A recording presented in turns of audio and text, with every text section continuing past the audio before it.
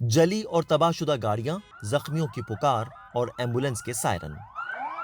کراچی میں اتوار کو ایئرپورٹ کے نزدیک ہونے والے دھماکے کا ہدف چینی شہری تھے جو کچھ ہی دیر قبل کراچی پہنچے تھے۔ پورٹ قاسم پاور پلانٹ پر کام کرنے والے چینی انجینئرز کا یہ کانوائے ایئرپورٹ کی حدود سے نکلا ہی تھا کہ دھماکہ ہو گیا۔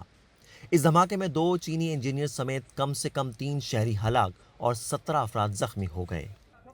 دھماکہ اتنا شدید تھا کہ اس کی آواز کئی کلومیٹرز دور تک سنائی دی۔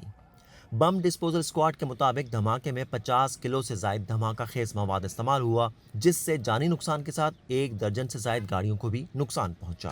والدہ کو چھوڑ کے جب میں واپسی آیا تو میری گاڑی کا ٹائر پنچر تھا۔ میں نے ٹائر گاڑی کا کھولا، میں پنچر بنانے کے لیے باہر روڈ پہ گیا، ٹائر بنا کے جب واپسی آیا ہوں تو معاملات دیکھے، آگ واگ لگا ہوا تھا اور رش بہت زیادہ ہو گئی تھی، ایمبولینس کی گاڑیاں آ رہی جا رہی تھی۔ اس حملے کی ذمہ داری کالعدم تنظیم بلوچ لبریشن آرمی نے قبول کی اور کہا کہ خودکش دھماکے میں چینی انجینئرز اور ان کی سیکیورٹی پر مامور افراد کو نشانہ بنایا گیا ہے۔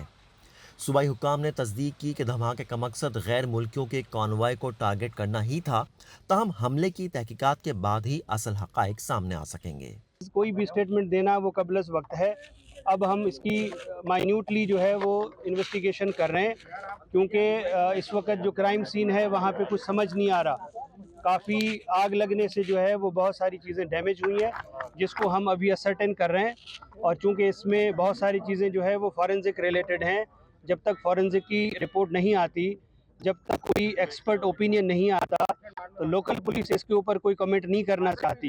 کراچی میں چینی شہریوں پر ہونے والا یہ تیسرا بڑا حملہ ہے۔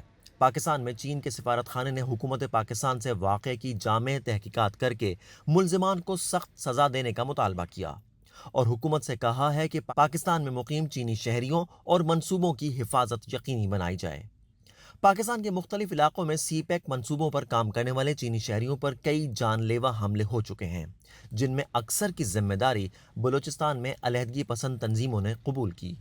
کراچی ایئرپورٹ کے نزدیک ہونے والا یہ حملہ ایک ایسے وقت میں ہوا ہے جب رواں ماہ اسلام آباد میں شنگھائی تعاون تنظیم کا سربراہی اجلاس ہو رہا ہے، جس میں چین کے وزیر اعظم بھی شرکت کریں گے۔ چین اس سے قبل بھی پاکستان سے بارہا چینی شہریوں کی حفاظت یقینی بنانے کا مطالبہ کرتا رہا ہے، اور لگتا یہ ہے کہ ایس سی او اجلاس سے چند روز قبل ہونے والے اس حملے کے نتیجے میں پاکستانی حکومت پر بیجنگ کا دباؤ مزید بڑھے گا۔